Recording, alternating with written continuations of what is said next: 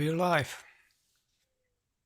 Good morning, everyone. It's Martin, Francis, and Curt for the Natural Law Institute. This is our office hours Q&A session where you submit your questions and we answer them. The way it usually works is Francis reads the question, Martin gives the usually correct answer, and I add depth and color. Today we have, quite a few questions as usual. I think we're not really burning through our backlog, are we? Or are we? Oh, we're making progress. We're making progress? All right. Well, mostly because questions have slowed down. Oh, okay. Audience is waiting for us to catch up. All right. All right. I guess let's go, because I don't think I can answer the first. I don't think I have anything to say about the first one. Okay, let's go with question one from Cole. For the panel, a recent poll from the Public Sentiment Institute came out recently that one of the survey questions was regarding whether people identify as Groypers. 7.8% of which replied yes. Nick Fuentes has mentioned previously how he believes his movement to be far larger than anyone publicly estimates. If this poll results resemble anything even more remotely close to the reality of country sentiment, and this could mean that he has tens of millions of supporters nationwide. My question, does the NLI believe Nick and the Groypers have more of a positive and negative effect on the movement, dissident right wing, and NLI's long-term goals? Do you see him getting in the way of dividing support as a tool, or as a tool to help get people on board and possibly exposed to the NLI's work? And would the NLI ever consider something like a conversation or podcast with Nick? I don't have this hate towards him that a lot of people on the right seem to have. I think he helped move the discourse in the right direction, even if I don't agree with every position he ever expressed, and don't want exactly what he wants. And yes, there are a lot of weirdos among Groypers, but this is inevitable when you're attracting the dispossessed. You end up with a lot of people who are in that situation, not just because of the system, but also because of their own personality. To some extent, this affects the whole broader right. The difference from the left is that the left takes care of its own weirdos. Or perhaps especially because they're weirdos, given what leftism is. There are some fat accusations, I have no way of verifying that. Where some direct collaboration is concerned, I don't see any potential for it presently. Wait, where did you just say there? I'm saying I don't see us being anywhere near each other in positions to collaborate. Yep.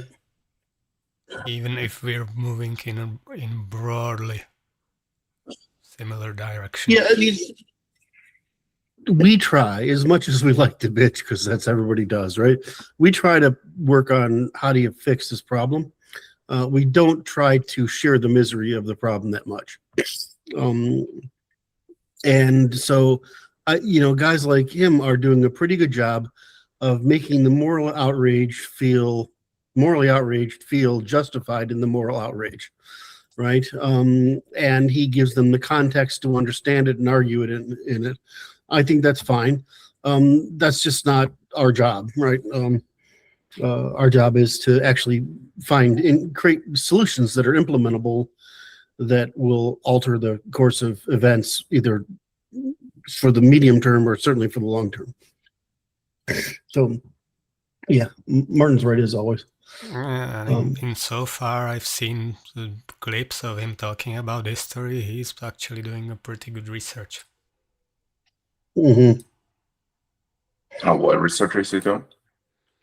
Like on history of Zionism and its influence in America and what intelligence agencies have done throughout history, stuff like that. Does he and his followers just represent a faction within a dispossessed young man demography? Or should I say discontent young man demography? He's different from broader dissident right in that he presents himself in an entertaining way that can attract even people from outside the dissident right. Hmm. Whereas everyone else relies on people to get there through some pipeline, whether MAGA or libertarian or Bernie bro.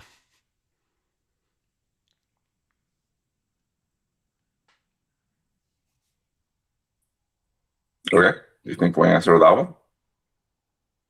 I guess so. I don't have anything else to say.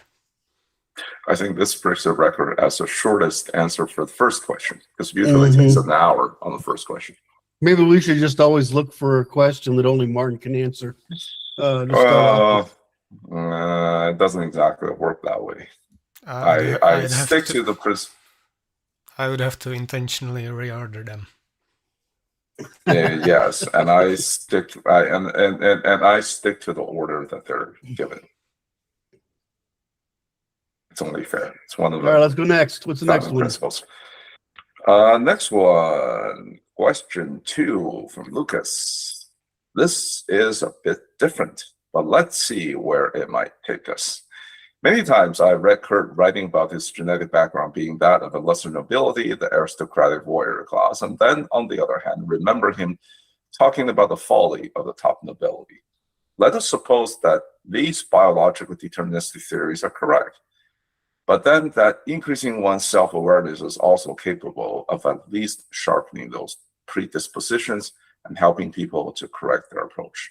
My surname suggests that I am also from this land-owning warrior class, and for the reason of better knowing the self and the world, I am interested in this topic. What is the nature of different classes? What is driving their behavior? What is the nature, especially, of those from the lesser nobility? Lastly, what would you recommend for someone sharing these traits to compete in this world, especially when one feels like the current incentives are set more for someone with opposite disposition? Curt, as an example, makes this sort of determinism weaker. I'd love it if the theories were starting from aristocratic warrior premises as opposed to bourgeois premises. But instead, it's left to me to argue for a society that still produces that ethos and keeps merchants down.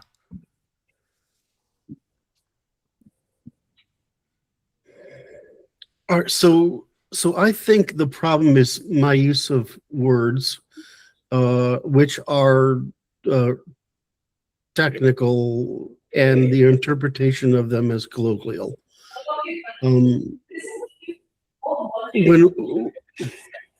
Sorry, I can't tell. There's noise in the background. I'm sorry.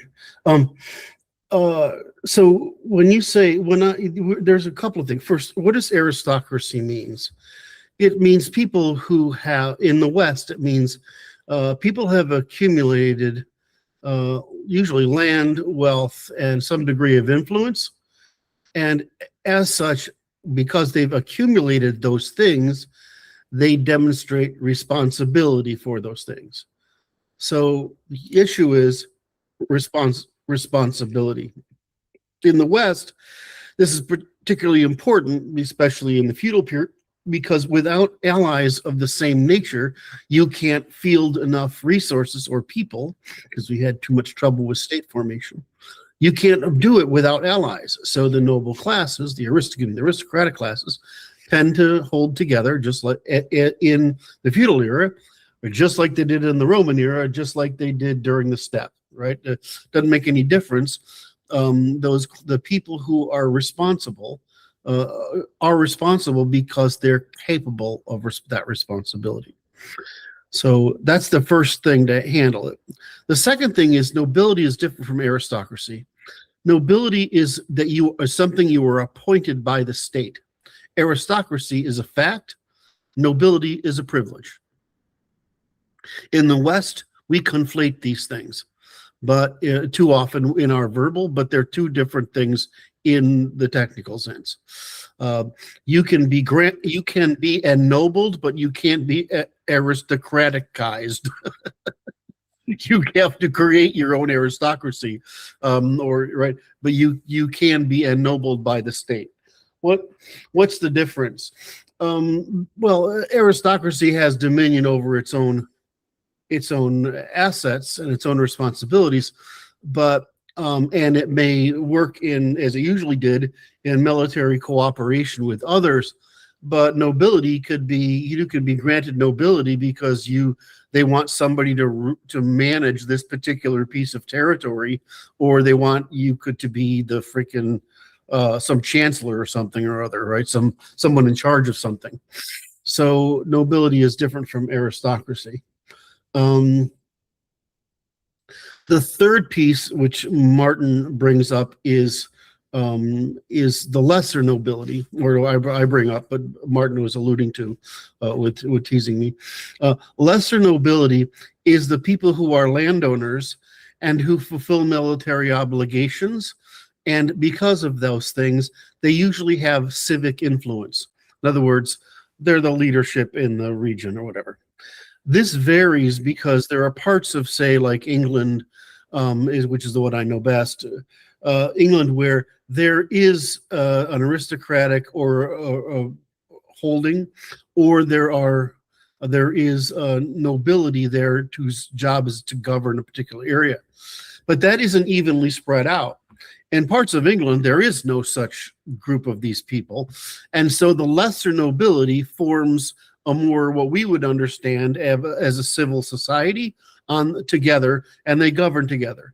When you start to see in early America, when they have a church, right, and there's a pastor, what do they call him, pastor there, the preacher there, those preachers are educated, and and the civil society is run by the people in the community, often right out of that church.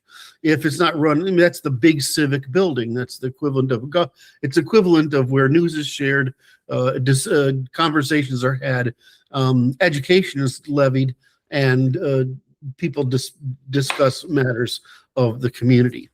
But this is just a continuation of a very ancient tradition in the West, which is, if you need to have a government emerge because there's a lot of trade or whatever, you will have one. And if you don't have that or a need for it, the people will form the self-government as necessary.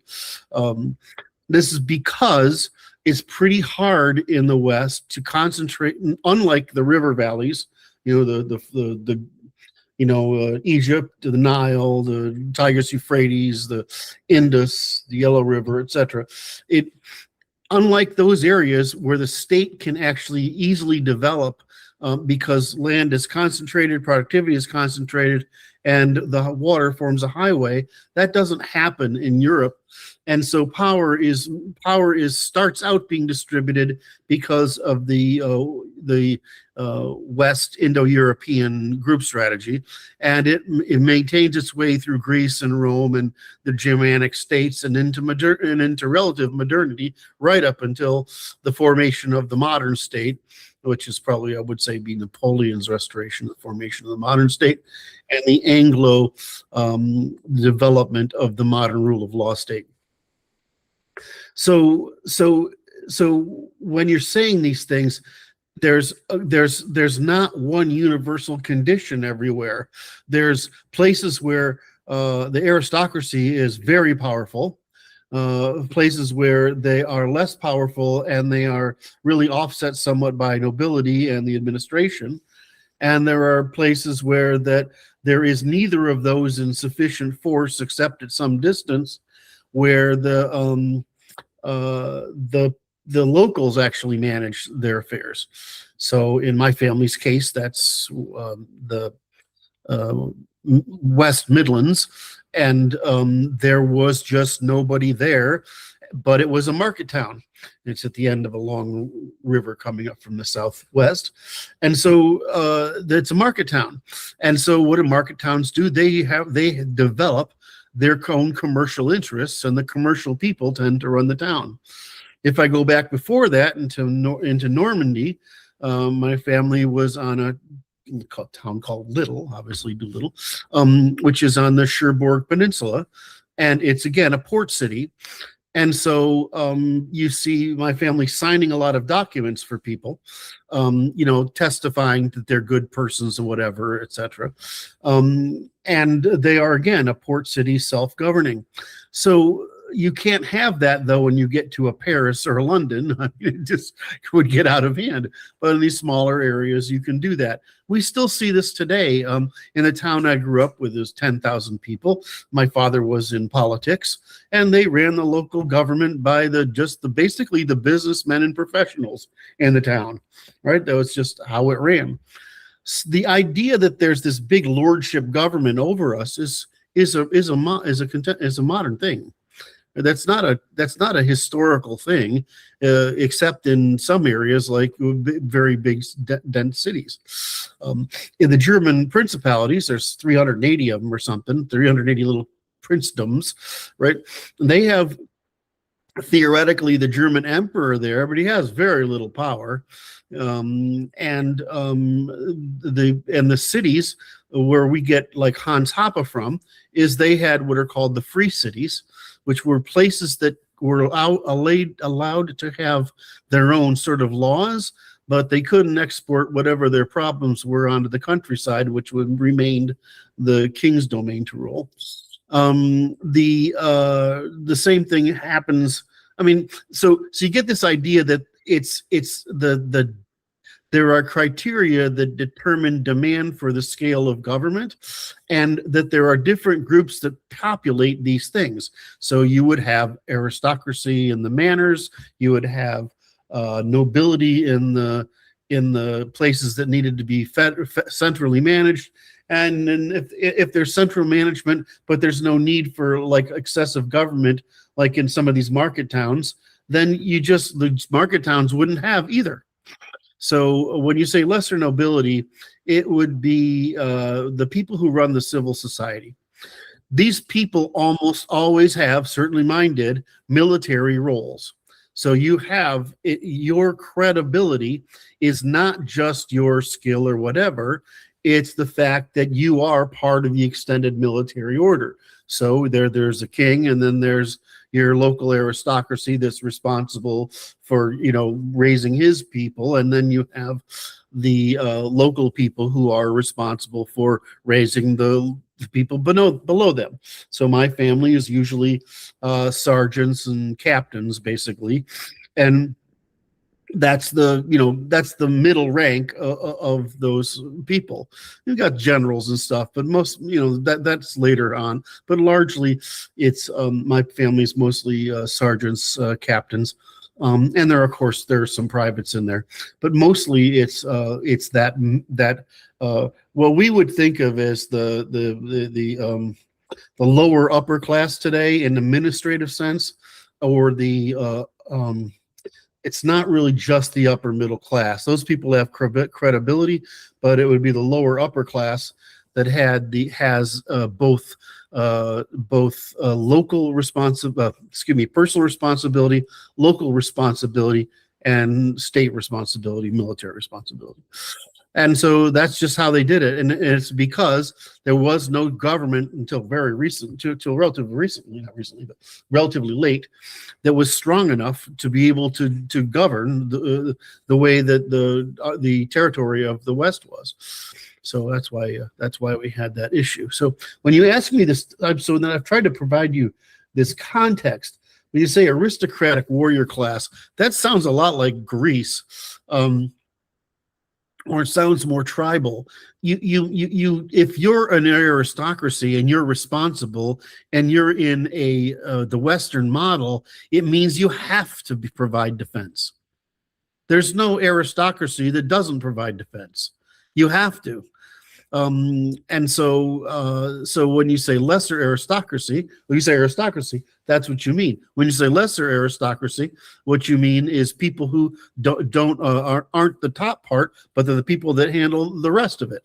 And then there are a nobility, who are people by a state, implemented by the state specifically for state purposes. So that's the world that we want to look at the world. So when you ask me these questions, That's the words. Those are what the words mean that I'm using. I'm using the words with what they actually mean in our historical context. When you ask me that these are, the next thing is there's a question about biological determinism. There is very little class rotation in history. Class is generally genetic because genetics determine your intelligence and your capacity to self-regulate. And to your intelligence is basically your ability to identify patterns and eliminate errors or avoid errors. And your impulse regulation is important, right? It's your impulse regulation, and which we know is the problem of the race differences in the West. In the West, for example, and we have problems of conscientiousness. So there's that particular issue too.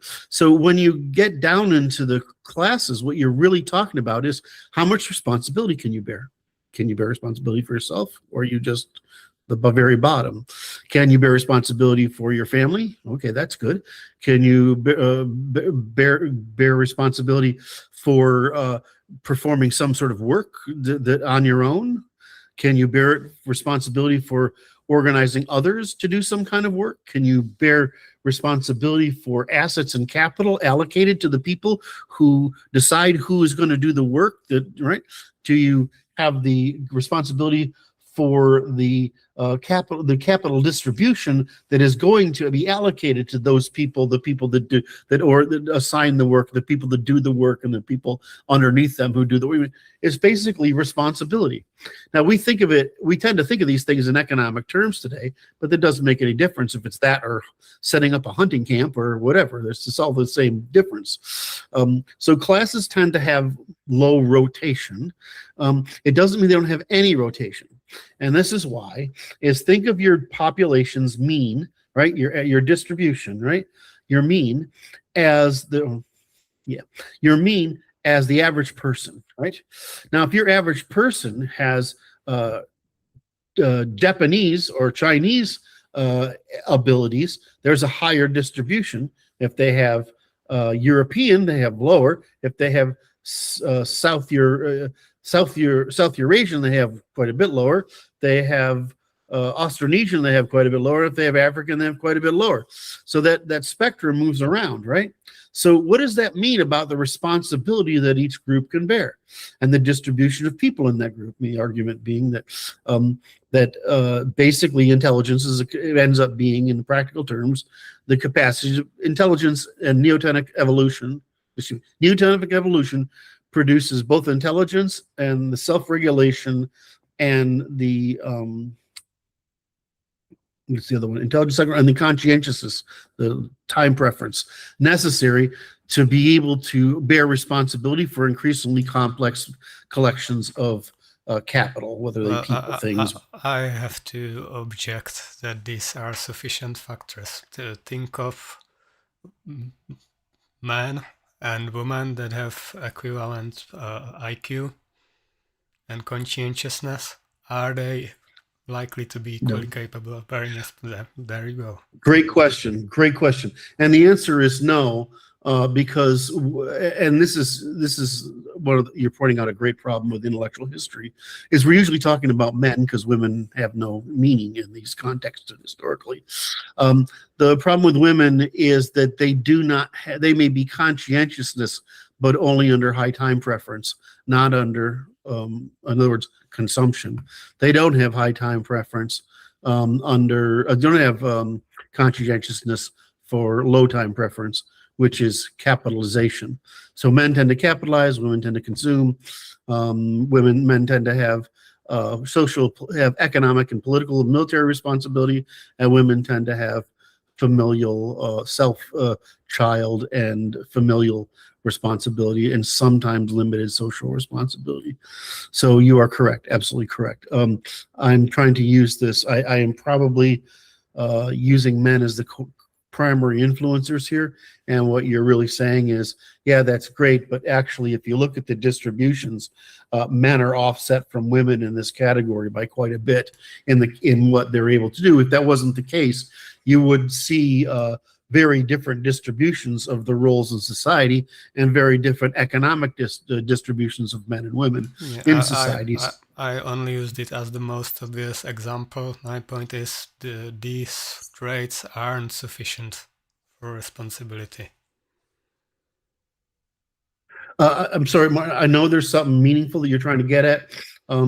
I was trying to describe that group differences produce different means, and that the responsibility that a group can hold and the responsibility of an individual within a group is going to vary based on the group. That's the point I was trying to make. Can you try to bring whatever point you're trying to bring in? Can you bring it in, and I'll try to work with it. I think that would apply to groups as well. Just that intelligence and conscientiousness aren't sufficient to determine capacity for responsibility. That there are very clearly other important factors that are most obvious in sex. Yeah, I mean, like, one of the cures is intelligence cures everything, like in your case.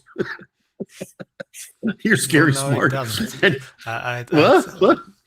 Well, no, it doesn't, and sometimes too much intelligence is even a problem. Right. So, but that doesn't mean the distribution isn't true, or that these personality traits in a distribution aren't true. You are correct by saying these things describe distributions, and I agree with you. So all I would say is that no matter what you do, you're talking about a distribution. You'll have outliers in every distribution. It's the same issue for genetic distribution of classes. We say there's little class rotation. It's true, but that's because people tend to mate inside their classes. That doesn't mean that there won't happen to be a coincidence of genetics within, a lower class that manifests in extraordinary abilities. It happens. We all are about 6 generations variation from the mean of our population, right? That's all. And so great families are very careful about breeding. In other words, who they marry, who they allow in the family, and that's why they're able to contain an advantage over time.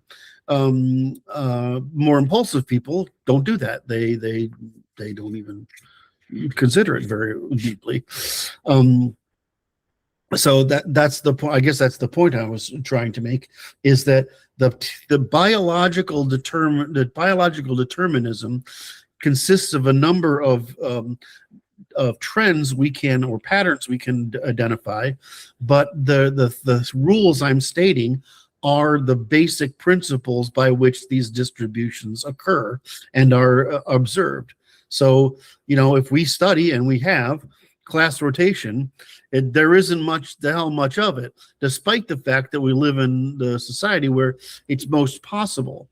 What you will get is economic class rotation, even if you don't get genetic and social and political class rotation. So you will get some nitwit who's entertainer or an athlete or something, and you get who's the really smart Charles Barkley? Is that who's the really big guy? The really big Chris Langan? No, it's a black guy. He's been out of it for a while. No, not Charles Barkley. Shaq. Right? That's a fucking smart guy, right? Despite that he's like Shaquille O'Neal. Yeah. I mean, he's a better investor than 9/10 of investors, right? He's really good. That's a smart guy. So you can't just classify everything. So has he created a permanent class shift, or has he created an economic class shift? We won't know until 6 generations go by, right? But in general, I can defend the arguments I make. I think, Martin, I can't tell if you're just saying a principle of a distribution does not necessarily describe the outliers within that distribution. I would say yes. No, I'm saying there are distributions of other traits that factor into it, that we must consider. Intelligence and conscientiousness are insufficient. Intelligence, conscientiousness, and time preference is what I use. That's a big one for sure. Okay. Maybe and I'd say neuroticism matters on some level, certainly. mhm. And that time preference is usually this gets the sexes into it. What is the nature of different classes? Well, what's driving their behavior is self-interest. All right. That's self-interest within the people tend to try to maximize their success within the limits of their ability to fail. This is usual human behavior everywhere. And so people tend to gravitate toward the level where they are successful without failing. If they think they can do better, they often will, but they will also try to offset it with the risk of failure. I think I've had, what's the nature specialist? Yeah, lesser nobility already handled that. Would you recommend, sir? I don't have recommendations really, because I'd have to talk to you people ask me this all the time. I don't have recommendations. That's not my job, so to speak. If I knew you very well, I could say how to eliminate errors. If you want to talk to somebody who can tell you what to do with your life, that's Noah, and he's hella good at it. He's also kind of expensive. But you talk to Noah Revoy, and that man will straighten you out. No questions about it. And that's his gift.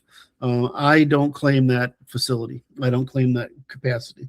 I identify errors, and if you're someone close to me, and I feel that I'm not going to hurt your feelings or whatever, and I see something in you, I'll answer it. But that's not my job. My job is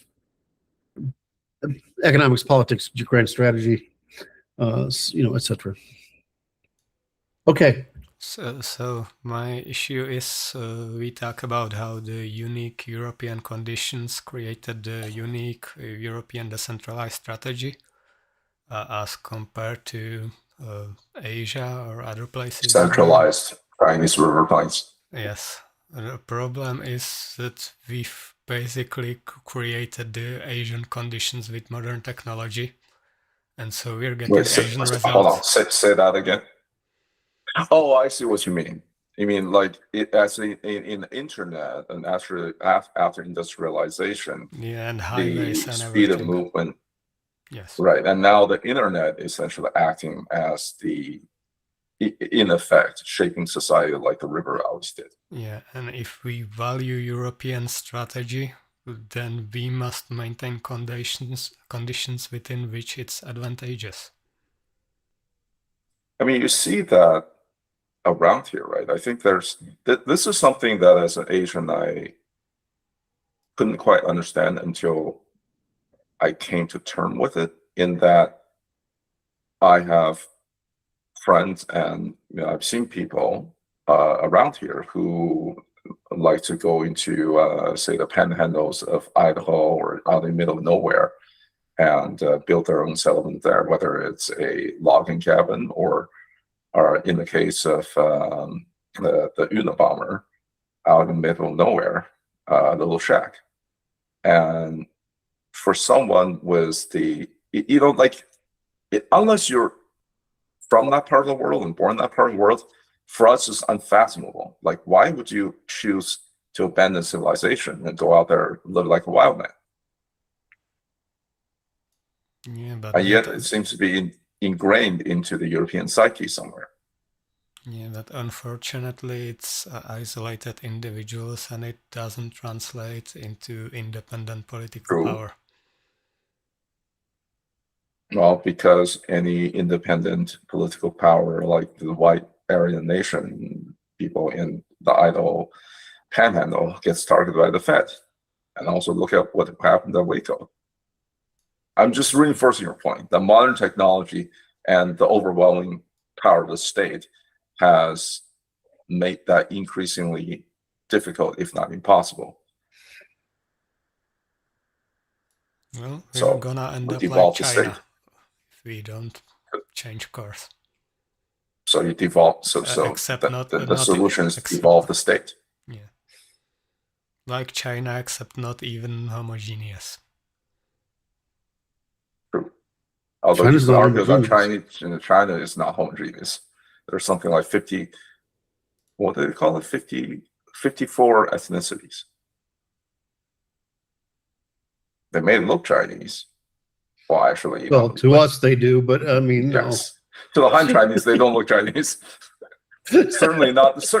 Okay, certainly not the Mongolians. Certainly not the Tibetans. Yeah, I know Europeans are probably more related to each other than Chinese from different ends of the country. The Chinese from different part of the country. Like if you go out to the Xinjiang district, which is the northwest part of China, I mean, you could easily mistaken yourself as being Middle Asia, one of the stands. Mhm. The Uyghurs. It's not Yeah, that I different. didn't even mean that, obviously.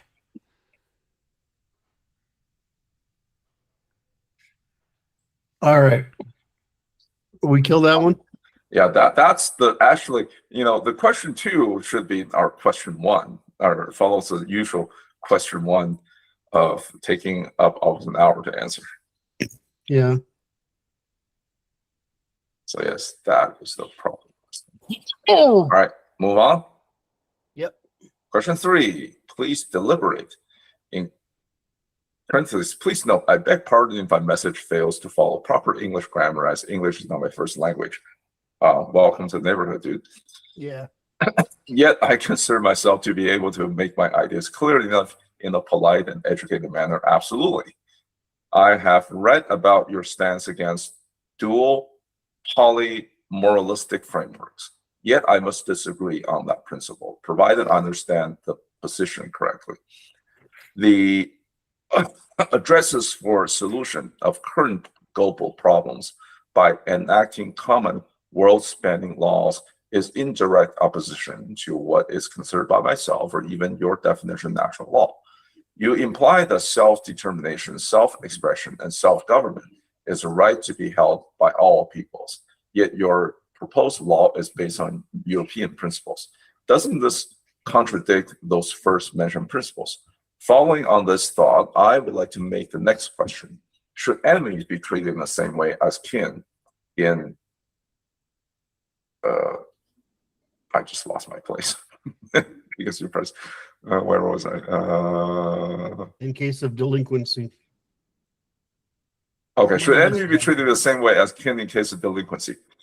I would vehemently argue against, as I find it preferable that petty crimes like theft and robbery be committed by fellow kin who would find themselves in a more disfavored position and who ultimately would repay it, be it willingly through enforcement or through economic participation, than an enemy who would only enrich their in-group and subsequently their cause against one's own kind. In a similar manner, I find it better that a fellow kinsman would take from an adversary than from their own people. This is obviously double moralistic outlook. Yet it's very well observed throughout history since time immemorial, even in animals. Curt, please stop moving things. Yeah, it was an accident. Sorry. Thus, I'm so really sorry. Thus deductively being part of the natural law. Thank you in advance for your response. You're correctly responding to the universalistic tendency of the concept of natural law throughout its history, and it's one of the reasons I now avoid the term to avoid the confusion. The only sense in which I can get behind it is that I want law to be based on observable, testable natural causality, which today appears to be ironically opposed to the so-called scientific governance with its flimsy models and a little regard for human nature. In any case, I want that understanding to be used in a manner that's best for our people, meaning for entirely particularist ends. There must be zero tolerance for anyone who claims to be doing something best for everyone, and promoting universal cooperation, as that always turns out to be what's best for merchants and managers.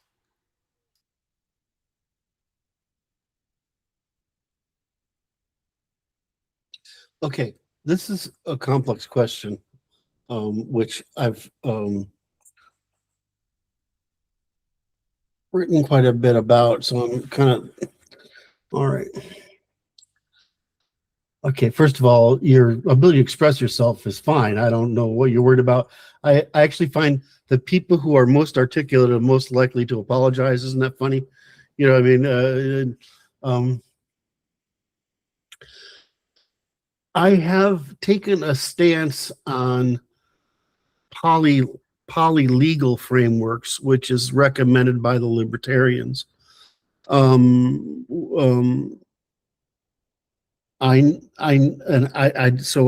absolutely take that position, because what happens is you end up with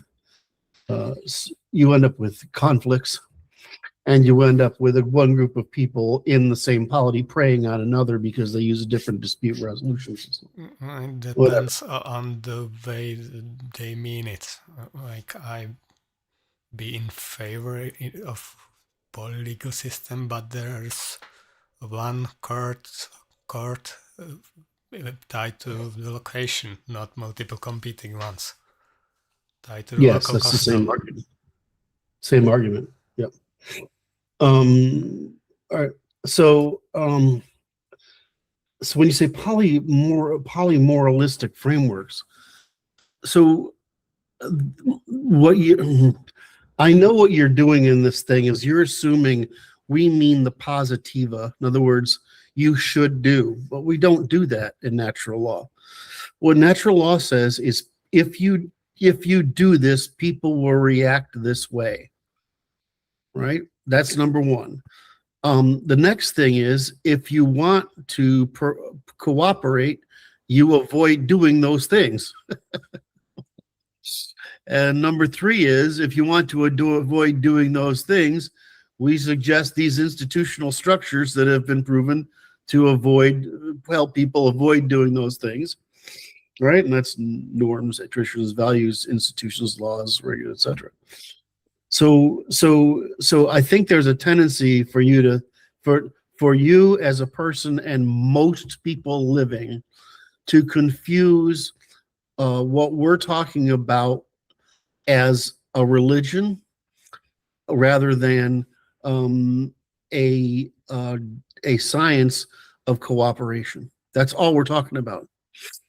So what are the terms of cooperation if you live in the desert versus if you live in a jungle, a wet jungle, right? Rainforest is what I was looking for, versus you live on a temperate river versus you live on a grassland, versus if you live on the mountainsides.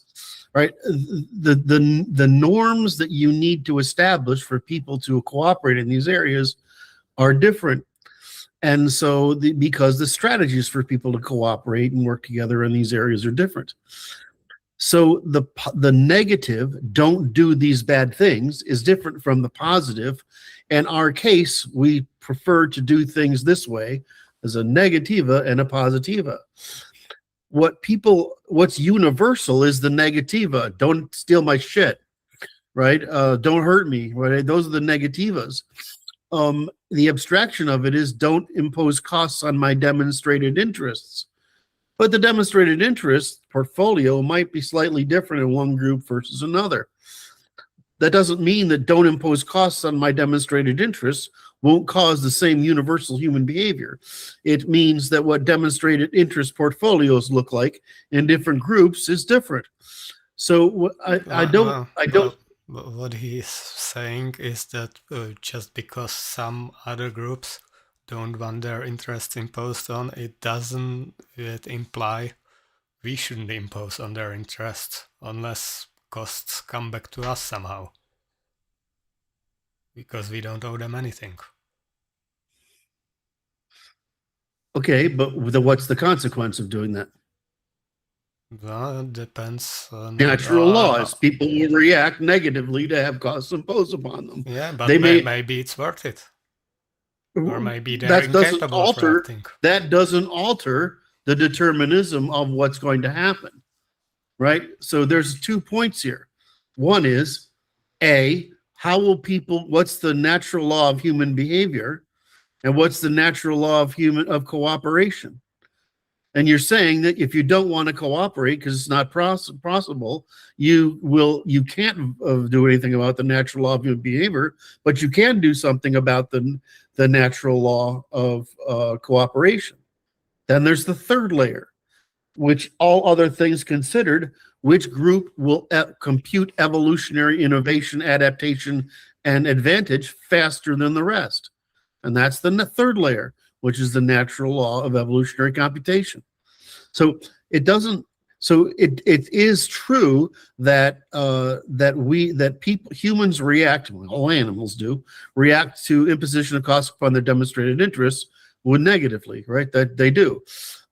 There's a number of features in their behavior they're going to do. They're going to be at least social animals are going to be more curious of cooperating with people who don't impose and who do advantage both parties by cooperation. Then there's the so that takes us from the natural law of conflict to the natural law of cooperation, and then to the natural law of polities, which is the rate at which a polity will develop if it has the greatest amount of cooperation in time. It's immutable. You can't get around it. So the big problem for many cultures is that they are limited, as is sub-Saharan Africa, they're limited by the demographic distribution of their talents. You get in the Middle East, they're limited by the distribution of their socio-political economic structure, religion. If you go into the East Asia, I'm not going to say this was. Let's go into India first. They are limited both by their institutions and by their genetic distribution. If you go to East Asia, they're advantaged by their genetic distribution, but they're disadvantaged in the sense that they have, for some reason, developed dependence on a state in order to resolve differences rather than resolve differences themselves. So, and there's a reason for that, because it's an empire, right? Whereas Europe is never been able to form an empire. It's only been able to form temporary federations. So they could do it because they have rivers and the river valleys of productivity, and we couldn't do it because we have forests and the Eurasian plain and whatever else. So the net result is you have these. When we say the natural law, or when I say the natural law, which natural law am I talking about? Am I talking about the laws of nature, physics? Am I talking about the natural law of behavior? Am I talking about the natural law of cooperation, or am I talking about the natural law of evolutionary computation between groups? And I'm usually talking about all of them. So, and so I think this is, Martin, you are correct, and I have chosen the natural law on purpose because I consider my work the endpoint of the Aristotelian natural law project. That's how I look at it, in the sense that by using existing terms and not using neologisms, what we have run into the problem of is people using colloquial meaning to attach to what we actually have as technical terms. And so I understand it's a trade-off. I just learned early on, and it's blame Hans Hoppe for correcting me, is that to avoid neologisms, and if necessary, reframe terms into correct definitions, right? And state those definitions instead. And so we pay a cost of it. And I think that most of the time, when we are having discussions like this or differences, we're actually violating Aristotle's basic, was it Aristotle's or Socrates? That says, first you must define your terms. And so we've defined our terms. I've defined my terms, and people are using their terms to interpret what I'm saying instead of my terms to interpret what I'm saying, which is normal. I understand it. Okay, what'd you say, Martin? I didn't get that. It just didn't sound like Socrates to me. In Socratic When dialogues from Plato, on your they terms. argue about definitions, and often at the end nobody ends up the wiser.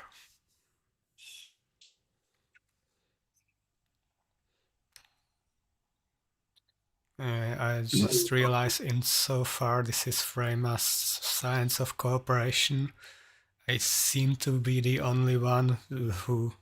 It's actually Voltaire, sorry. Oh, I seem to be the only one who No, Socrates. No, it's Socrates. It's Socrates. Voltaire reframes Socrates, but it's Socrates. Yes, that's correct. Sorry. Go ahead. Sorry, Martin. Go ahead. Insofar this is framed as science of cooperation, then I seem to be the only one who took on the inquiry into all the reasons why someone shouldn't be cooperated with. And there are many. I think it's because it's. I agree. What you're really doing, I think, correct me if I'm wrong, is I'm saying two things. The Anglo historical model and the American model that it runs from is the naval, not military model of the continent. And so we can look at optimism, where the continent has to look at the more pessimistic side of group strategy. So that's number one. The second thing means we actually have to factor in laws of nature that Anglos were free to ignore, but are no longer free to ignore and are paying the cost. Yeah, but I that's not what you said. So you're saying you're bringing these things up, and I'm saying, yeah, I think they're freaking obvious. I think the problem is we have gone through a period where in the post-war period where the Americans, in order to not have another world war, were very disciplined about creating universalism, right? Universalism as a means of preserving peace through generating trade that would make us so interdependent that we would not engage in another world war. Yeah, that was a great strategy. I see that as evil, making everyone dependent. Well, I mean, the Chinese see it as evil, right? Because it doesn't allow them to exert their dominance, right? The way they want right. to, right? Are they right? Yes. Can we not use a how do you say, value, what's the opposite of value neutral? I mean, good and evil, those are value judgments. It's good for who good or evil bad. for who. How would it be good for them to become dependent if they don't have to be? Well, they've made others dependent on them. That's what they've done, right? That was their whole strategy. That's good for them. But right. But you cannot put it in the frames that Americans were doing was best for everyone. They were doing what was best for, well, really their elites, not even for normal Americans. Well, that's not true. There's no way that's true. It's obviously better. The question is, well, it's better for everybody in the world. There's nothing like it. For Americans would be not to even get involved in those wars in the first place. They had no need to do that. At which we had no way of knowing at the time. Plenty of people knew that, including majority of the population. Possibly. Okay, no, you're correct that they knew that. Was it possibly true or not? I don't know.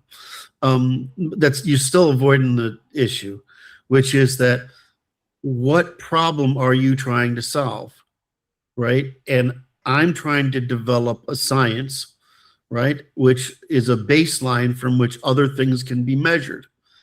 And what you seem to be thinking is that I should develop a pragmatism independent of the science. And I'm like, that's not my fucking job. That's your job, Martin. That's why you're valuable as an intellectual in the organization.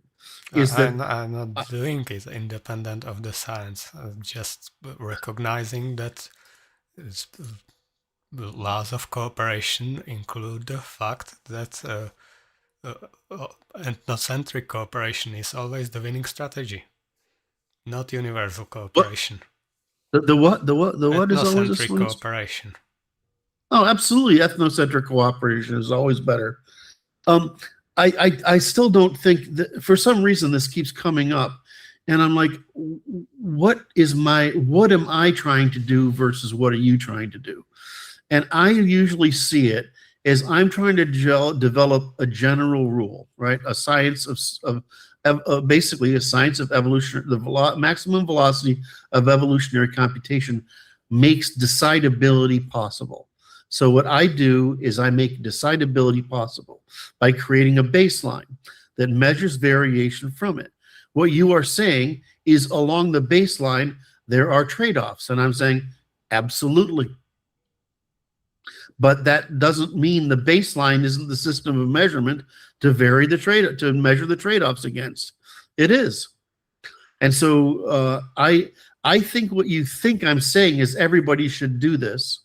When I'm saying, if in order to design a government or design a population or whatever you want to do, you must measure your trade-offs against this standard, or else you won't know the trade-offs that you're making and the accumulated costs of variation from it. So like you said, essentially the communist government of China thinks they're communists. They're not. They're fascists. They've adopted the German model. What's the matter, Francis? Is that true or no? No, I was going to say they're not communists. Like, they're not. You can't have a communist government that basically runs a market economy. Like that goes against everything. I'd say communism. There's ideology, but really it's not a real thing. There's Stalinism and Trotskyism, and Stalinism is basically fascism. Yes. Trotskyism is just a way to produce a permanent revolution, destabilize a country. Thank you. You are a very wise man.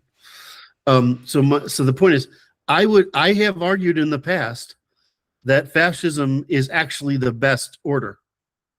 The problem is when you say that, people assume that I'm talking about go kill a bunch of people, when what I mean is ethnocentric cooperation using a marriage between the people and the state, because the state's the largest financier, right? You can coordinate the most resources most effectively, right? That's what I mean. I don't, there's no record of me saying anything other than ethnocentric cooperation is usually better. On the other hand, some groups are really good at integrating other groups and some groups are not. And some groups are really good at integrating and some groups are not. So it doesn't, ethnocentric cooperation doesn't necessarily mean that you can't have groups work together. It means that the groups can't be marginally indifferent enough that they have a conflict in the pursuit of goals. That's all that matters. There's always a genetic custom mixing. I'd say if groups are to cooperate, they have to cooperate as groups and not mix into one group unless there's no other way for them to survive. I can't really say that. Here's the way to look at it. You always have regression to the mean. So if your groups are 3 points apart, that's different than if they're 15 points apart. If your groups are 3 points apart or 6 points apart, and you have regression toward the mean in the upper quintile and then the lower quintile, that's not going to change anything substantial in the genetic distribution of it. And so this is the old argument. The point isn't what kind of traits my people have. The point is they're my people. They have their evolutionary history. They have their genetics.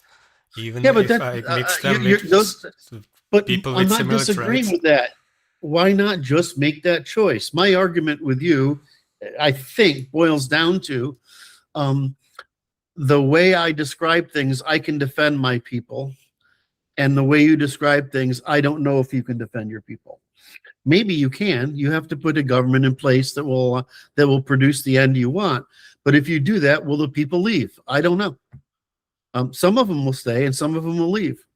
But if the people, as you move up the opportunity scale, the people who are constrained are going to leave. So is that really working in your favor? I don't know. On the other hand, if the world is fucking chaos, what?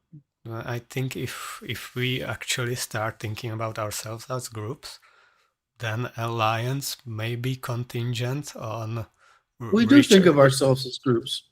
We do think the only people that don't are the fucking talking media classes. Everybody else on earth talks about people as groups.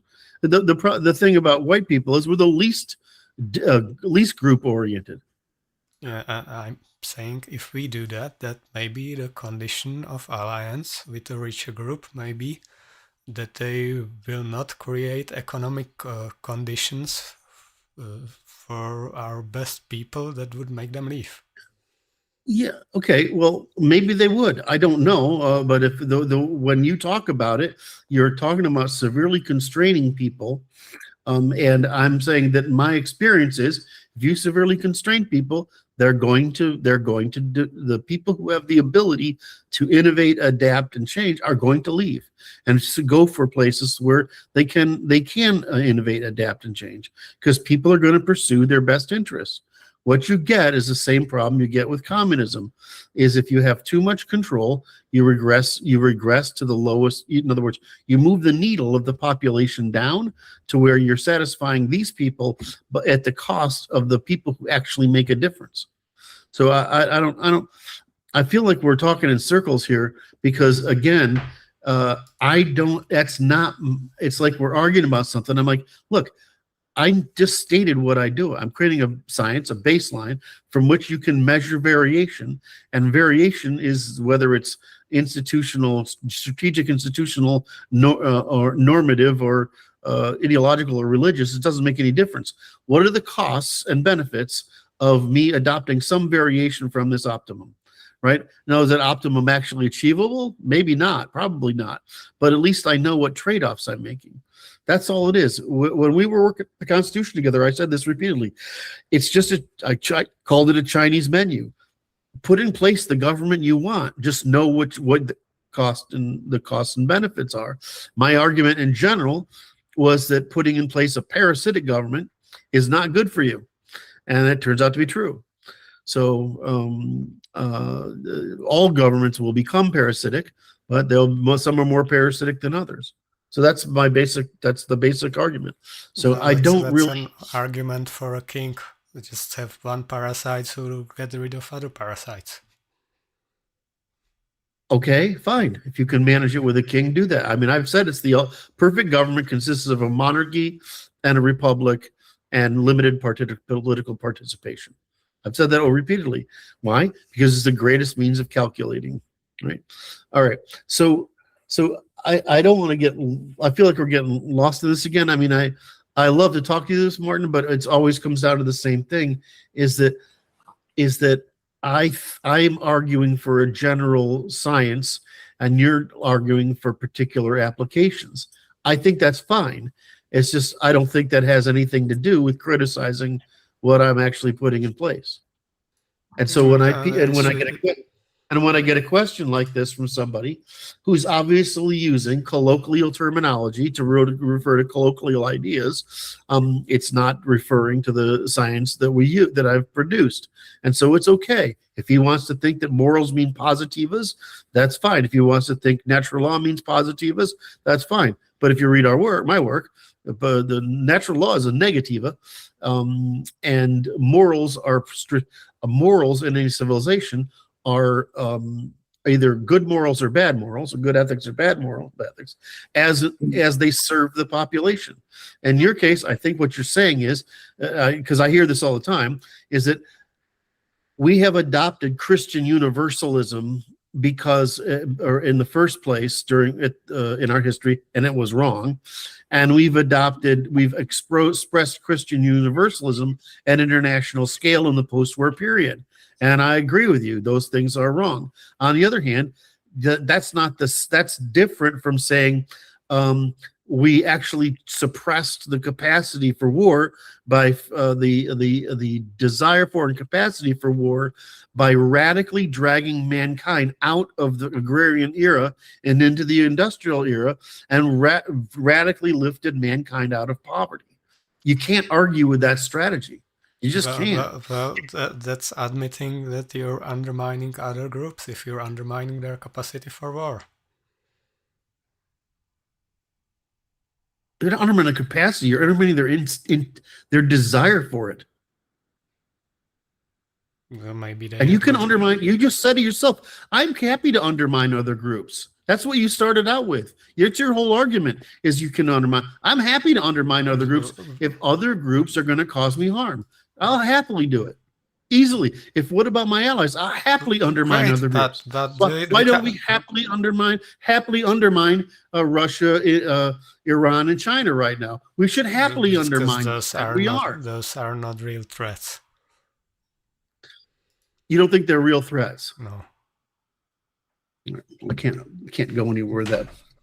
All right. So have we killed this one, Francis? I think whether we killed it or not, I think that we've already, you guys have already moved on from the original question, and then it keeps on getting devolved into this, like the broken record track. Yeah. Right. So we're not going anywhere with this. Let's go forward. Okay. Sounds good to me. Let's see. Oh, well, next one. Question 4. Please deliberate birthright citizenship. And later on, there's another question similar to it. Yeah. I'm not sure what there is left to say. It's just one of those things where the line between malevolence and stupidity is completely blurred, especially where female judges are concerned. I don't have much hope for America. If you need some technical argument, Brandon has made those on Substack. Do know that Brandon argues from the original intent of 14th Amendment and reads that as legitimate, probably for optics and mainstream acceptability. I don't know. But I'd reject even that as against the intent of founding fathers, Lincoln, almost anyone fighting on either side, because lots of Union soldiers just wanted blacks gone, and obviously completely against national interests. Again, zero tolerance for universalism.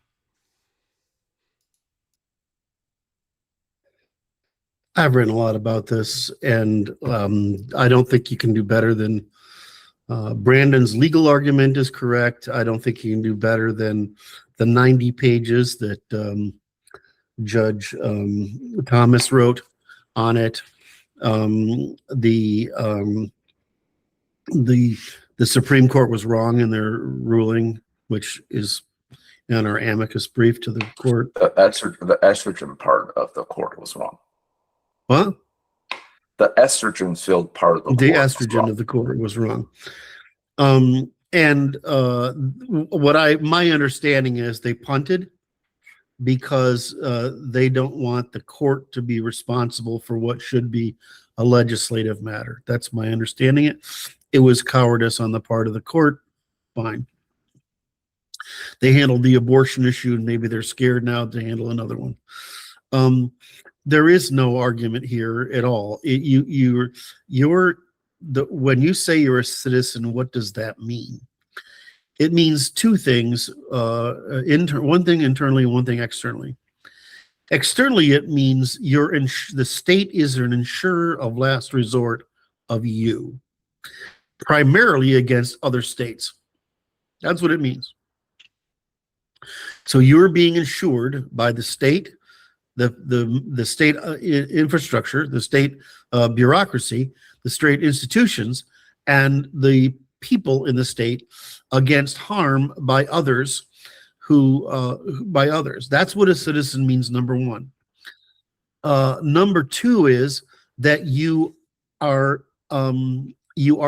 have adopted the group strategy of the population, right? Of the group.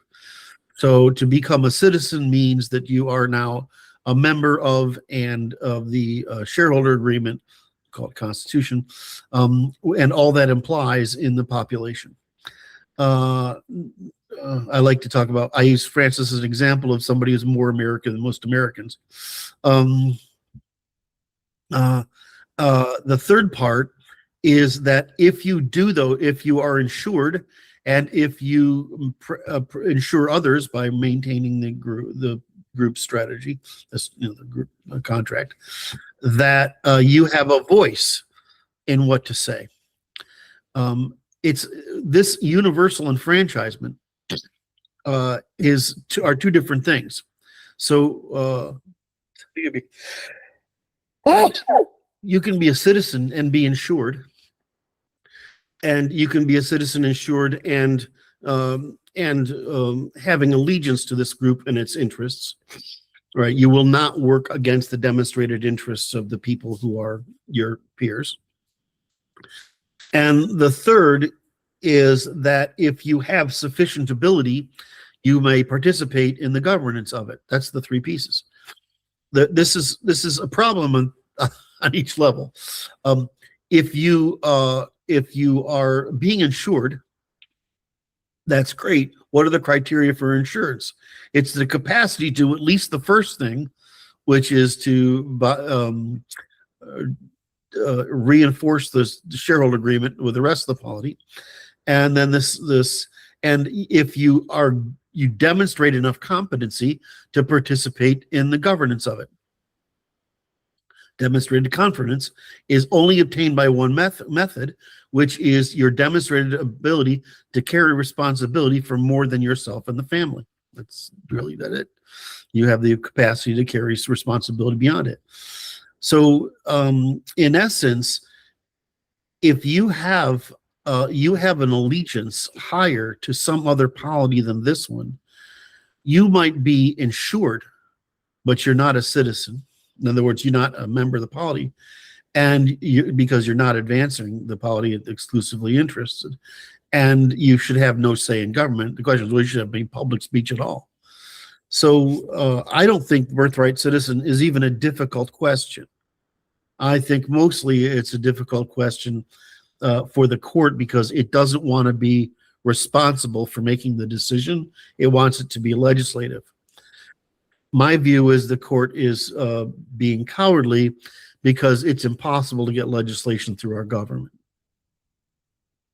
And so they're basically punting it down the road and saying, we're going to leave stuff as it is until the temperature increases enough that we can change it. I think Judge Thomas and the people who dissented were correct, and that the estrogen on the court, as usual, is wrong.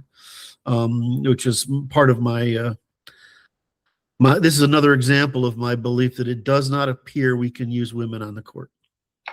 I just looked it up. I guess I unfairly called it estrogen in the court because apparently both Roberts and what's his name, Kavanaugh, also struck down the order. Have you measured their estrogen? No, I have not. Well. So remember, there are multiple reasons why the members of the court would not want to engage in this. I am pretty sure from Robert's standpoint, it's that he doesn't want his court, neither because he's the Chief Justice, to be hit with this. They overturned the abortion thing, but they're afraid to touch this one. The reason is, if they do this, there are a lot of people who are going to be upset about it. And so they think it'll turn into an attack on the court. I know Kavanaugh's thinking well enough to know, I'm sure, that he went along with Roberts for that reason. But in the end, the guy if they had numbers on the court, they would have gone for it. But without numbers on the court, they didn't want to have a split decision on something that would be this disruptive. They want to punt it over to the legislature. That's my understanding of it. But there's no case here for birthright citizenship. There is case for if your parents have both been citizens and they're citizens and they are citizens in good standing, then obviously you can be granted citizenship. But I think in our constitutional reforms, you can be a resident before you're a citizen, and a citizen is basically an oath, right? And you have to earn citizenship. That's how we basically look at it. Well, I remember when I provided I remember very much. This is more than a quarter century ago. When I swore in to become a U.S. citizen, there's a swearing in ceremony, of which one of them is to swore to uphold and defend the Constitution. And I think it was Eli who wrote an article once about the nature of a political system, in that it's essentially maintained by violence. And therefore, okay, I'm going to try to construct a chain of logic, and I want you to poke holes in it, right? So, because a polity, a nation, essentially is a special, in the sense that I understand it, a nation state is a territory where the polity has exclusive rights to enforce the laws of that land. And in order to enforce laws, you need the application of violence. If you want me to clarify or no? Oh, go ahead. Just that if we're using the term nation state, that directly implies polity is all members of one nation. Right. So there's the state, and there's the nation state. So what you are saying is a state is an insurer with a monopoly on the use of violence. Correct. The Leviathan. Right.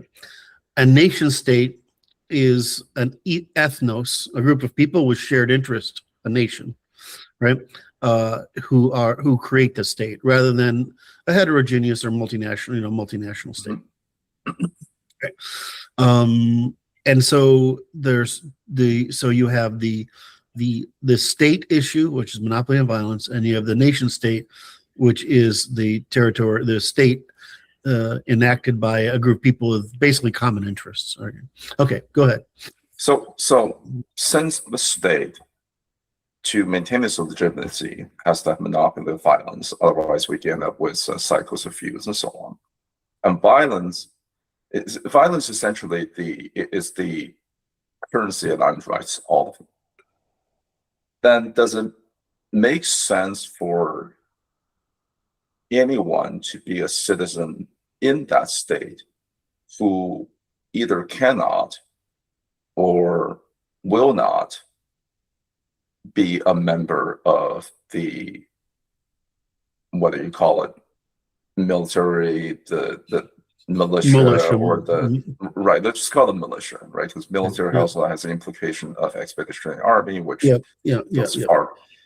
So following that logic, all able-bodied men, instead of birthright citizenship, which is just like far beyond the pale, like,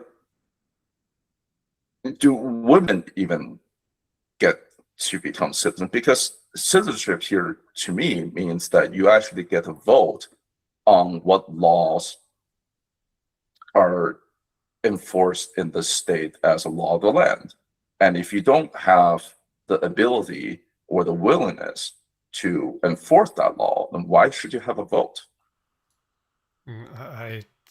If I recall correctly, in ancient Athens, women did have citizenship, but that obviously didn't translate into any sort of political power. It just meant that their children could be citizens, if the father was citizen as well. So in this case, citizenship and the ability to vote are two separate concepts, even though in modern day United States, these are mixed into one. These are mixed together when they are not the same thing. So basically, if the government, the state has a monopoly on violence because it is the insurer of last resort, if you cannot, I'm going to tune this, right?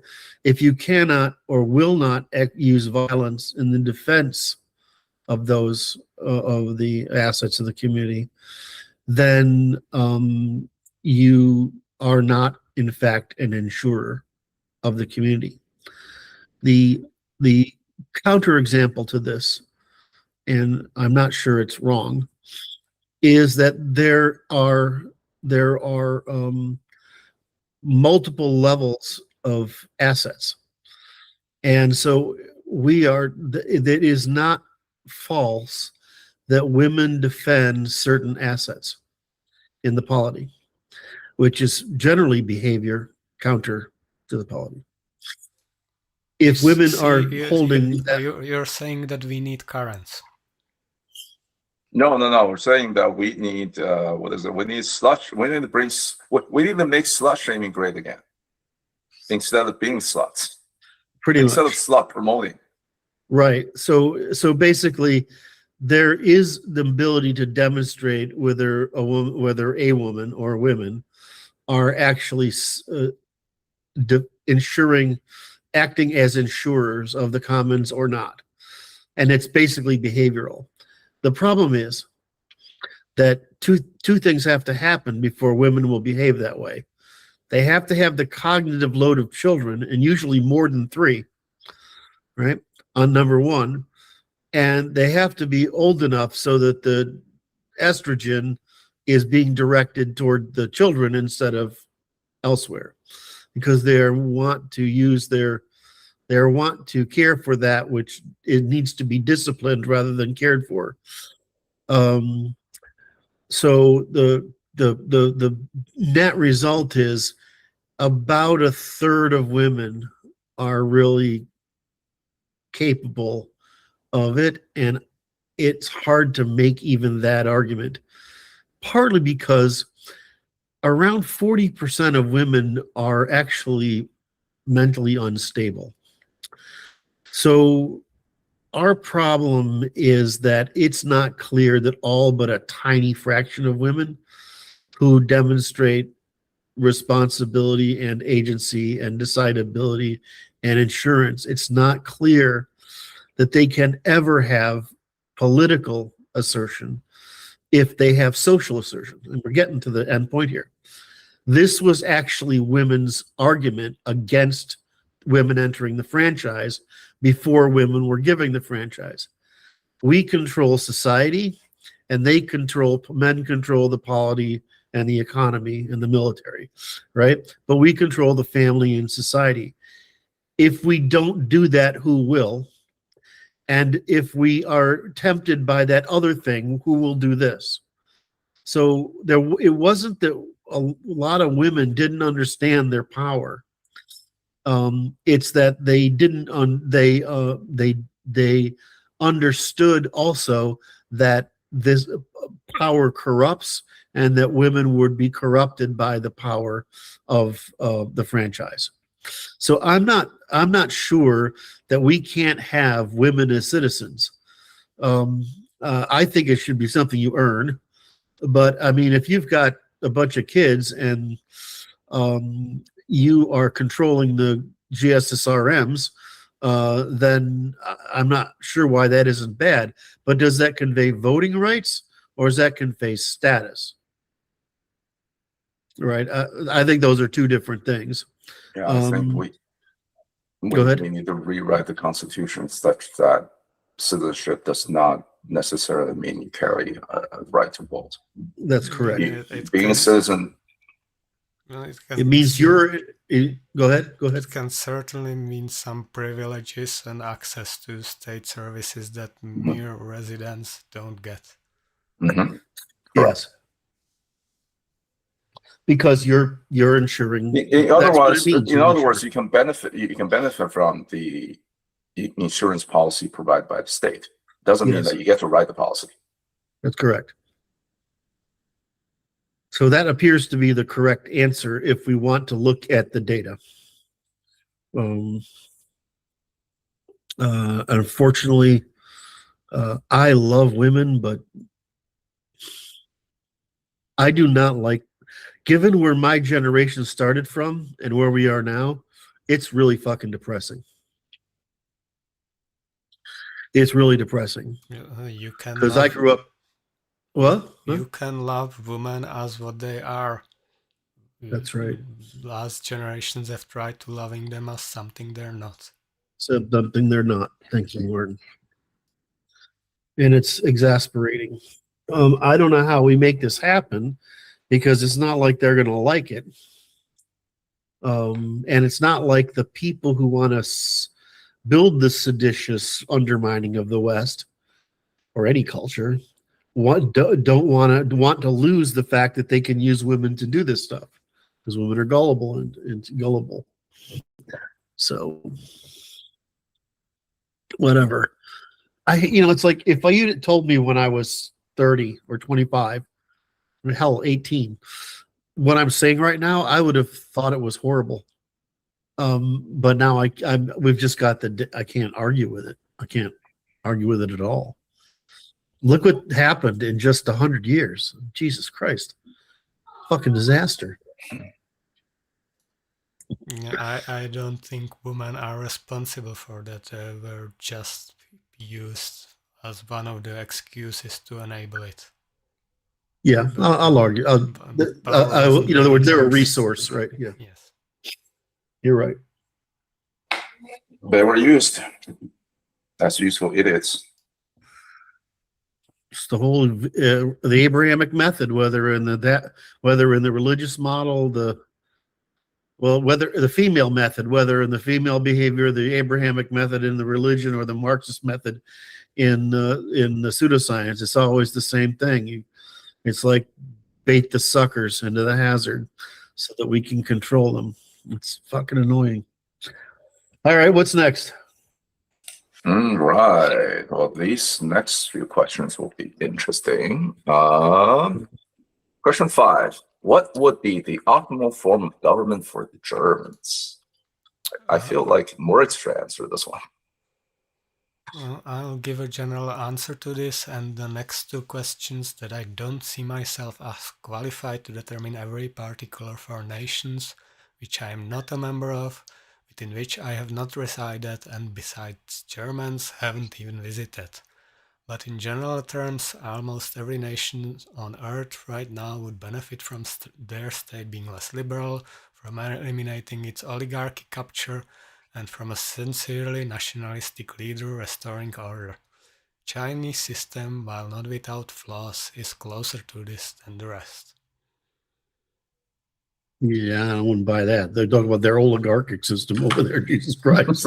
Yeah, but do you know how? Of course, but their oligarchy is restrained. They can outright work against interests of the nation entirely, like they can in the West. No, You're crazy. You are so wrong about that. You know how kleptocratic that system is. How much how much wealth only she and his family alone, plus not to mention that the rest of the political bureau they have stolen for themselves.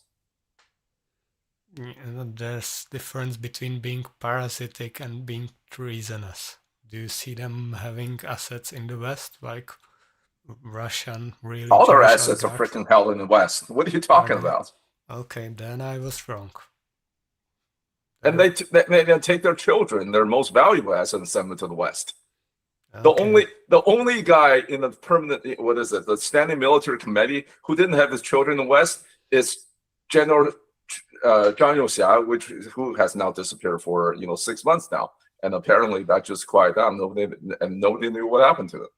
He probably died. Then even China needs a harsher dictator, apparently. Okay, so I'm gonna in the form of Mao. And look, how that landed the Chinese. Where that landed the Chinese. Dead. Okay, so here's what I have called perfect government, and I stand by it. You need the government. The problem of government is where's my population's distribution? If my population's distribution is down here, I need more authority, and if my population's up here, I need more deliberation, right? So, if in a perfect world you would get the rule of law across that, you would have a monarchy as the judge of last resort, right? A judge of last resort cannot say do something. It can say you may not do something. In particular, it can throw the bums out. So the monarch's job is the restoration of rule of law, right? The monarchy is outside the law in the restoration of the law. Right? Above law only in the restoration of the law. of the law. Right. I have an issue with this because if the power is limited only to that, then who's actually deciding when it's appropriate to act, if not the monarch itself?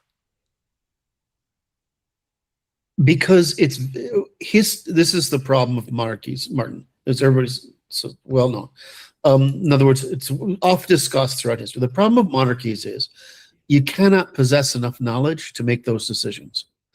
What you can do is possess enough knowledge to know these fuckers are corrupt, or this is not working, it's hurting my people, and I'm going to throw the bums out and start over. I see the confusion here. Absolute monarchy doesn't imply that monarch is constantly meddling in every decision made in his country.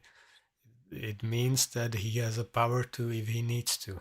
But if he's intelligent, he'll delegate decisions to those who can be responsible. I agree. So I'm going to go through it, right? Given the problem of the limited ability of monarchs, we have had great kings and we have had shit ones, right? Throughout history, right? That's the problem. Is the same thing as the bad emperor problem in China, right? It's not quite the same problem as a bad emperor problem. The king's power is limited in the Western, at least in the British sense. It's not absolute monarchy. Right. Even throughout Western history. Whereas the emperor's power is absolute. No, it wasn't absolute because he wasn't able to enforce every whim, not because there were laws written. Some constitutions. That's not true, Martin. No, that's not true. In the West, kings were limited by traditional law. And that's what they were, because they were held in their position. Those traditions didn't emerge in a vacuum. That was the law. That was always the case. What happened was when the kings wanted absolute monarchy, and they could rarely get it, and they could rarely get it because nobody wanted them to have it.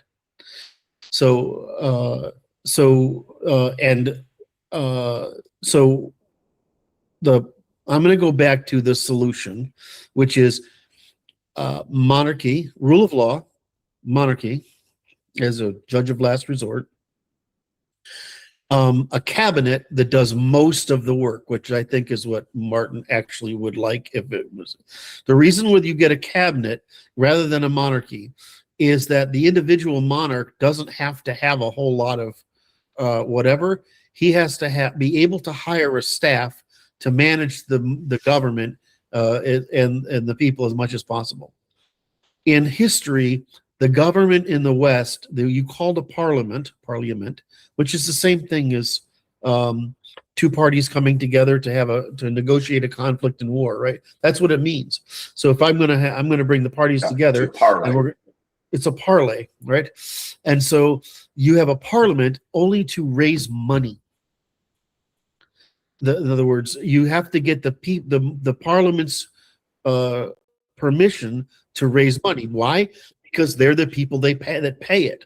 So your job is to convince them that this money is going to go to good cause, right? So one of the choices we have is that we could limit, right, parliaments to that actual function. The second we could have is that we could limit the parliaments to some scope, which would be trade, for example, or those kind of things, right? But we wouldn't let Parliament invent legislation, right? We would not, right? Because this gets to Martin's concern, which is the subsidiarity, is that local groups should determine what's normative for them, right? And the state of the regional government above them should resolve investment differences between them. In other words, to try to handle investment, and the state should handle investments across all of them, right? So we want to have local control, but we need to have a way of resolving disputes and making investments So the question is, what is it that governments do that they actually should do versus what they shouldn't do? And it seems to be governments do a lot of what they shouldn't do, right? Legislatures. Whereas the second problem becomes, where do we invest our money? Is that better done at the legislative level, which is where corruption is fuck, or is that done at the cabinet level? How do we determine where to make investments with capital investments? Because as we've seen with fascism, the state is much better at organizing large amounts of capital in the common interest than the private sector is. Whereas the private sector is much better at organizing capital in the service of the private sector. So we have public sector organization of capital and private sector organization of capital. What happens in the fascist government is that they prefer everything benefit the commons over the individual private firms. This turns out to be really effective if, in this case of China, for example, you allow 6 companies to develop, but once they develop and they've got market share, you decide to unify those 3 companies under states financing and sponsorship, and now they become world dominant because they're not fighting each other, they're fighting for world dominance. So there's this structure appears to be the optimum. It actually mirrors what monarchies did in the past. Is it your job, if you could get the monarchy to be an investor, right, or you could get the nobility or aristocracy local to be an investor, you could overcome the capital limits of your group and reaching far additional markets. And so it's not like this stuff is unknown. The problem we have is that the French Revolution, the American Revolution, and the Democratic Revolution in general was good in the sense that it brought the middle class into and trade into what had been originally a fixed benefit of agrarianism, so it could scale. But then what happened was we brought the lower classes in, which allowed the communists to do what they did in Rome with the slave population, which is to sell them false promises of power under the new rules of universal enfranchisement. So I don't think it's rocket science to figure out what the perfect government is. It's basically that spectrum that I just described, with more authority centralized for simpler polities and more distribution, more enfranchisement for more involved polities. But you have to demonstrate responsibility in order to have say. I mean, I don't think that's that complicated.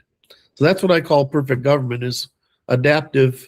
The rule of law is the constant, but adaptive monarchy up to republic, as monarchy up to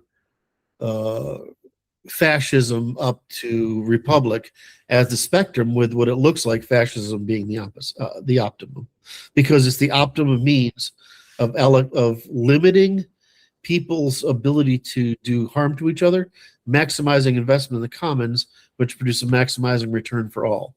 I think, Martin, in my mind, that's what you want. But I think the difference is that I don't have faith in individuals to make very good decisions, and I think they're corruptible. And I think that when I hear you talk, I interpret it as you're putting too much faith in individuals. That's all. All right. I'm putting faith in one individual rather than into many. Yeah, and I don't think that plays out very well in history.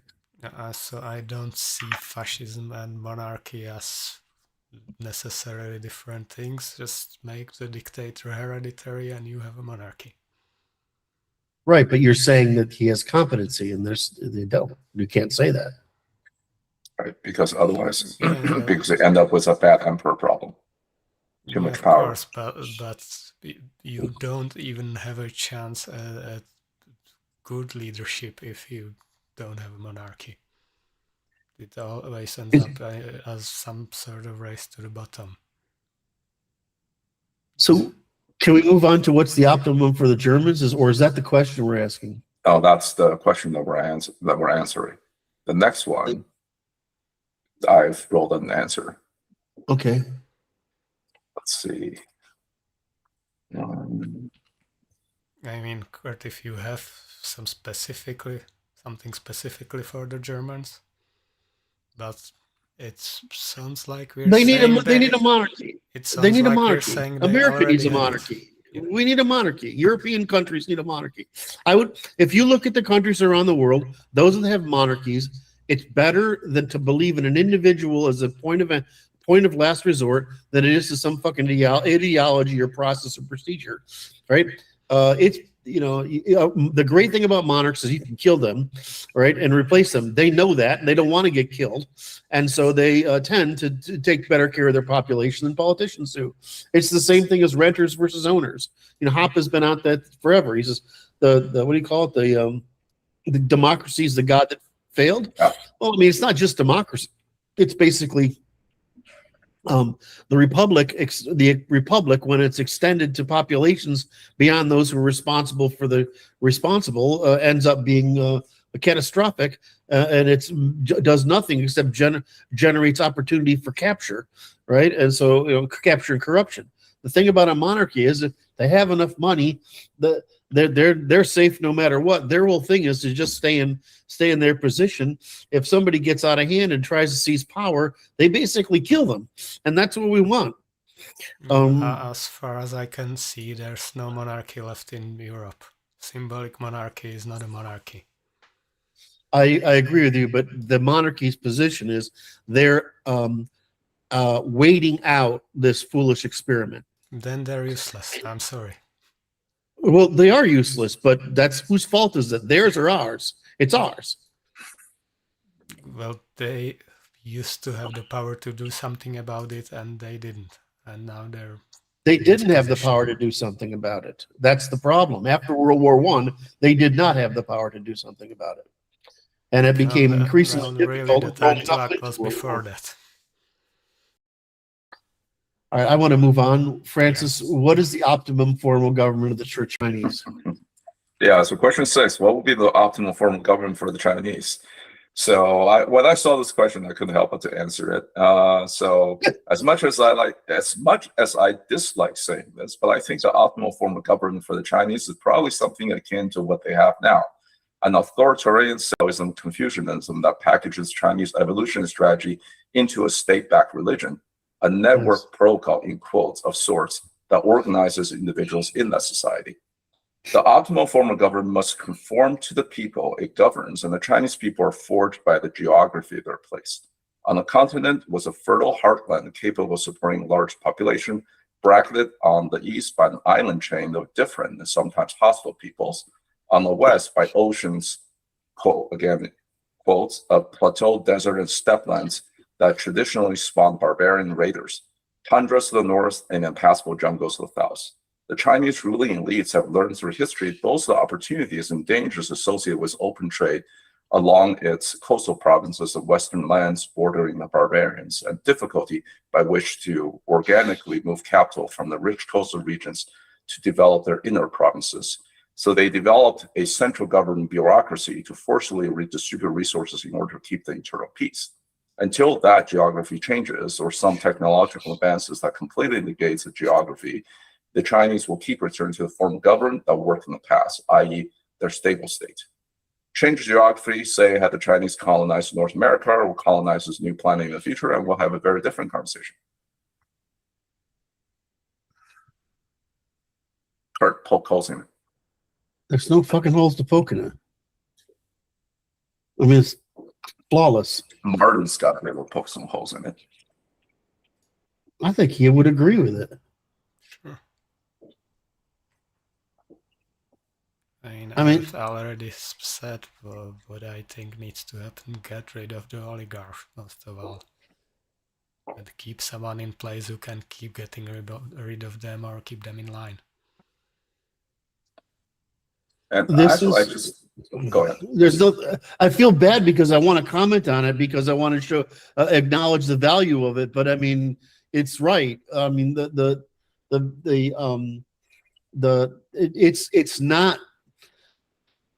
it's not So India is covered by mountains over the top and water on these sides. It's got some problem guys over here, right? Right. The United States has got rivers on both sides, right? China, Europe has like this peninsula, but it's got troublemakers to the east if you go far enough, which is the middle, which is the Muslims.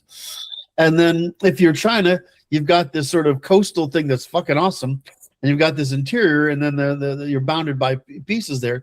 And then those fucking troublemakers that bother us, that come from the east, and they bother them that come from the west. It makes perfect sense. So from the Chinese perspective, the way to maintain stability is that given it's almost like America has the East Coast, and then it's really beautiful into the Mississippi River Delta, right? You're on the other side of that, and it's a fucking desert. Right, until you get to the other side of the Rocky Mountains, right? And so, what if those Rocky Mountains were the other side of that was a bunch of barbarians, right? We would have the same problem in America. And so China's basically saying, okay, so the way we would look at it is, the way Americans looked at it is, we don't want those fucking Europeans in here causing more fucking trouble. Let's just take the whole continent. Well, that's the same thing that China did. They said, we don't want those fucking troublemakers in here. The problem is we've got this fucking north different, the Han North. We've got the south resource pool, and we've got the interior, and we've got these mountains. We need to keep those fuckers out, and we need to keep these people engaged. Right? I mean, it just seems like a simple, obvious problem. Well, the Chinese realized that problem as early as probably end of Qing dynasty and the Han, certainly by the Han dynasty. And guess what? I think it's the second or third emperor Han. What he did, he throughout his entire reign, right? He waged wars, mostly wars, expeditionary wars to the west, to chase the Huns. And basically genocided the Huns using a scorched earth policy that forced the Huns to migrate westwards, that caused problems for Roman empires. Exactly. So there's nothing particularly. So there's nothing strange about the Chinese model any more than there is about the American model. It's the same fucking problem, right? You Americans want to keep the warlike Europeans out. And the Chinese want to keep the Huns, and before them, I don't know who was there, right? It's the Huns. It's just like different races of barbarians. Coming in. It's the same fucking problem. So the difference is that that America's got an ocean on the other side. So if you get there, you're safe, right? So Americans did that. The Chinese is never safe because you can still. It's difficult. It's difficult to cross a desert, but it's not impossible. Like you can still walk across it. It's not like you can swim the Pacific Ocean. Of course, all of that is true until you open the borders. Right. Well, that's a different problem. So Chinese government makes just as much sense as American government. In other words, it's just that you have two different histories and a more diverse set of people. Americans brought in a whole bunch of Europeans who were basically the population had driven to the point where they had occupied all the available land, and they were constrained by the productivity available to the land. So opening up the Americas created a bunch of land for them. Great. So there was a reserve population that could be brought over. In the case of China, there's a population there already, right? But they have troublemakers among that population and decent people among the population. Get rid of the troublemakers, keep the decent people, make sure all the bad guys stay away. Now we can just govern this. If we govern everybody well enough, right, we can keep out the fucking troublemakers, right? I mean, is that the simple way to think about it, right? So the major difference is that America was founded as a during the Age of Sail as a trade network, and China was founded on the Great River Systems principle. And so you had Great River Systems meant centralization. The United States meant just a reiteration of what was happening in Europe, which is not a river system, it's a trade system, right? So, and decentralized government. So these things make perfect sense. The problem for the Chinese, as obviously the one Francis brought up, is communism was the wrong fucking answer. And when they already had the right answer, they just needed modernization.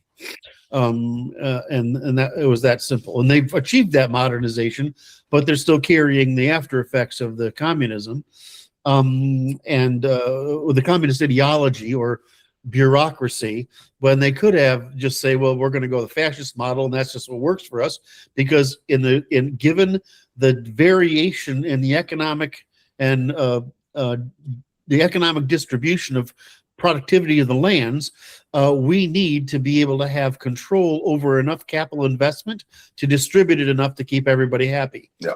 Duh. I think All the right. main And lesson especially is keep the Western provinces happy, because those are the borderlands. They're poor That's right. as fuck. You can't really produce anything there. And their only use is to keep the barbarians out. That's So right. if they're unhappy and actually, pitch their lot with the barbarians, then the heartland's fucked.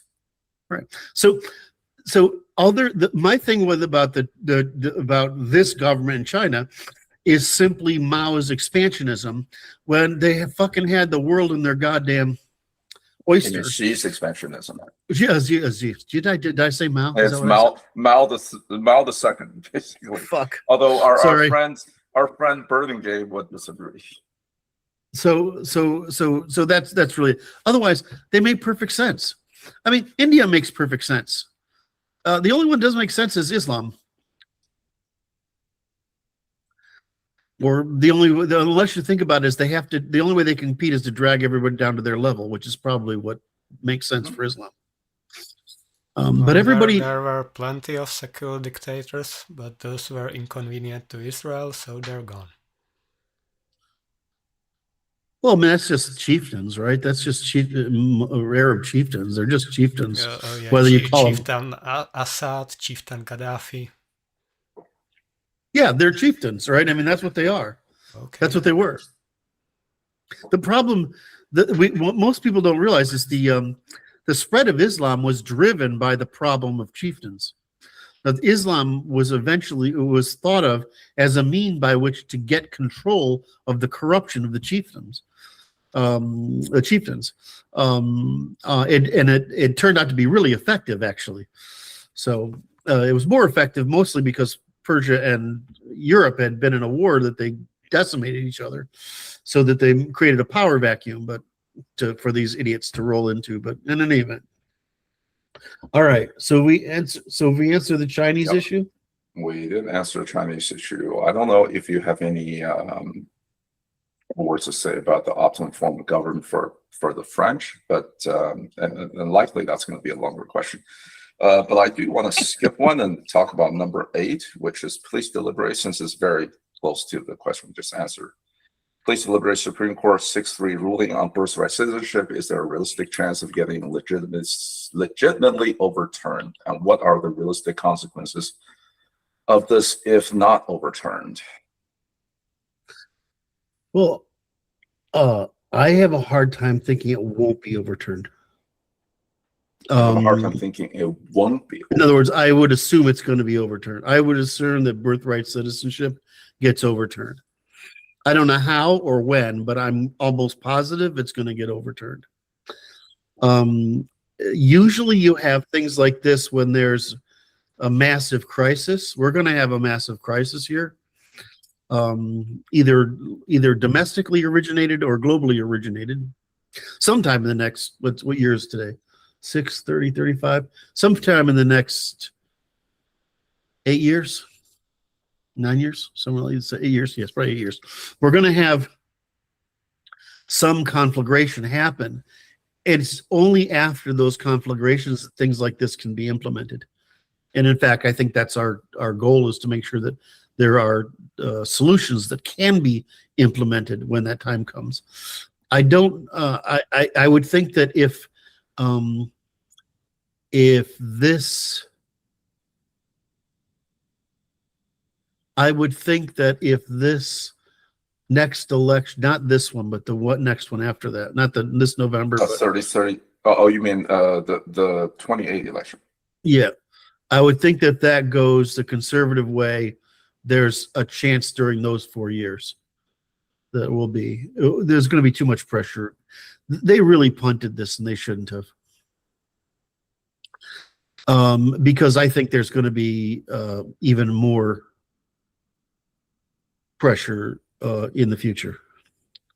So I expect it will get overturned, but I think that the problem is that there needs to be an alternative implementation rather than just overturning it. If you overturn it, it leaves a chaos behind. If you enact a legislation reforming it, that allows you to propose a solution that fixes the problem and does not create utter chaos and conflict. Hold on. When you say to overturn the ruling,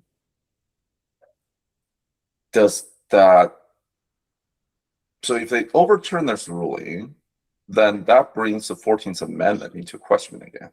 So the solution will have to, the 14th Amendment into question again. I don't think it brings the 14th Amendment in question. I think what it brings into question is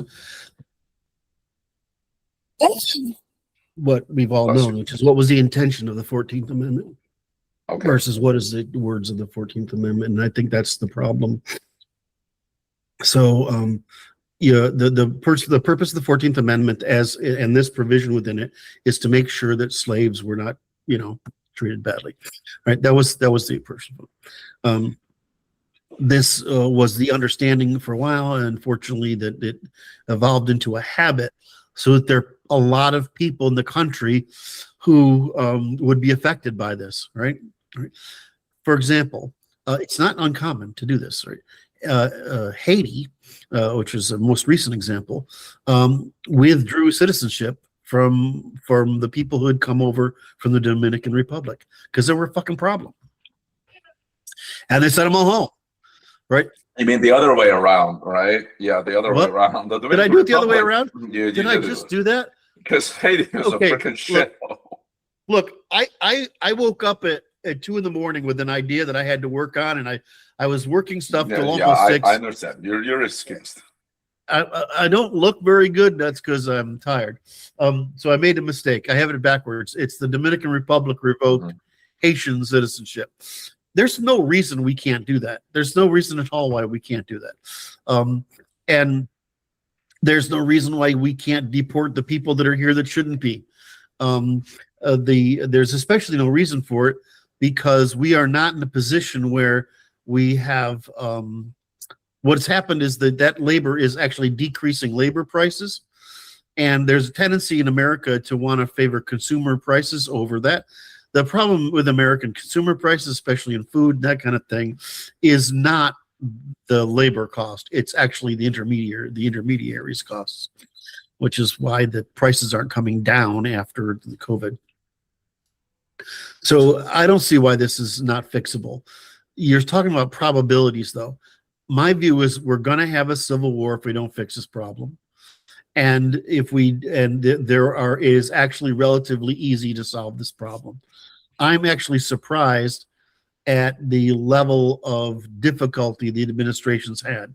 I don't know what the numbers are, in other words, how well ICE is doing, but they're at least out of the news. But if they could get rid of the people that shouldn't be here, I don't know why that would be a terrible problem. The big deal for us is that's a different problem than the one that we're answering at hand, right? This birthright citizenship. It seems to me the answer to all of these questions, it would be easy to solve if our guys ruled, but they don't. Yes. Be careful it's called reductio ad absurdum. All right. So anyway, it really depends. A lot hinges on, is it 28? The 28 elections? Yeah, the 28 elections.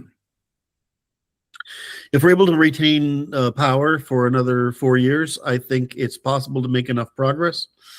I think if there's a reversal at that point, which given the way the Democratic Party is going, I don't know. If there's a reversal at that point, there will be an outlandishly overzealous reaction by them that will definitely lead us to conflict. Well, there's one problem in your line of argument, which is as you said when we answered the last question related to this, Chief Justice Roberts essentially kicked the can down the road. Yes. And since Supreme Court justices for life, even 28 is only 2 years. I doubt that we'll see him or some of the other justices willing, especially not the liberal ones, willing. You're making it's not the court that's the issue. It's the court isn't the issue. The legislature's the issue. Yeah, but to overturn this, you don't need to. No, you don't. No, you don't. The court has to follow the law. The court issued a ruling based on the law. If the legislature makes the law, the court will adhere to it. That's what it has to do. And so the problem is that when the court this is what I said a few minutes ago, if the court had overturned it, it would have led to chaos because the court doesn't propose a remedy. Right. The court Gotcha. Right. The legislature can propose a remedy and the court can uphold the remedy. Right. So it's, it was a nice attempt by the administration to try to move this through. But the real answer is that we need to hold enough of Congress to get through the legislation to change this. The court won't undermine it. I mean, if they did, they'd be hung, and they'd be terribly wrong. So the administration tried to the administration pushes through its policy essentially as the executive order, which can be overturned by the next president. And Correct. The court essentially kicked us down the road and saying, hey, rather than us trying to legislate from the bench, we need Congress to actually legislate to put a permanent fix to this problem. Right. Because otherwise, if the court say rip it off or something, then without something to replace it, it'll be chaos. Correct. That it's not, so my view is that the problem is we need to have enough power to get that through the legislature, and it's very hard to do right now because I mean you see what we're getting in the legislature. Anyway, it's the election is the 28 is looking good so far. You can't look at approval numbers right now. They don't mean much. They're mostly related to the war in Iran and the economy and the news crap, whatever. And also, when you look at the Democrat side, they got nobody. They have nobody. They'll try to pull an Obama out of the hat like they did with Obama. We'll try to find that. There might be somebody. It's just hard to see it. I don't think you could pull a second Obama out. I don't think that would happen again. But I don't think there's anybody out there. And I think there's what is it with fatigue? The word fatigue. I think fatigue is a real thing, and I think we're done. I think there's a fatigue. So, but there's different. There's a lot of very angry liberals who are a lot of angry women, who are fucking crazy and want, and think that they can bring peace to the world through submission. But that's not going to happen. So I don't really know. It's very hard to tell.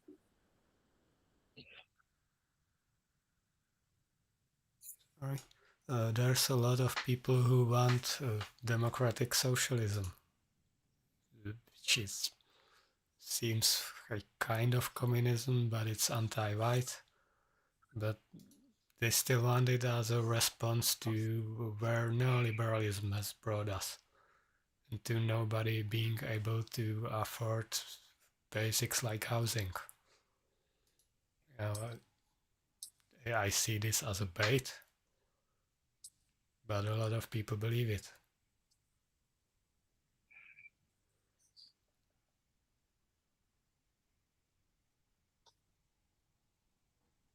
Well, if they may want it, can they get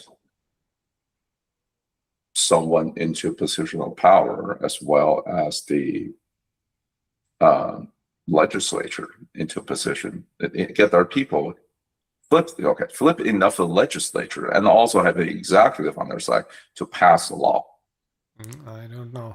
I can't predict the whole future. I think it's unlikely.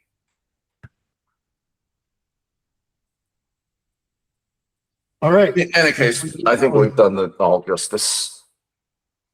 Let's see what I got here. All right. So do we do our We duty? did our duty. All right. This is Martin. You ready to shut it down? Yes. This is Martin, Francis, and Curt Doolittle for the Natural Institute. This has been our office hours Q&A for Wednesday, July 22nd, 2026. We got through how many? 8 questions? 7. More or less. 7 questions. That's not too bad. If you want to It's actually leave a pretty question, put it in the Francis Form leaves in a the, link to the form in the description. link to the It's- form description. Yes, I put it in the description of every new live stream. All right. And for those of you who are to stay with us, those of you who left some good questions, we love you. Thank you very much for your participation. You guys have a great one. Yep.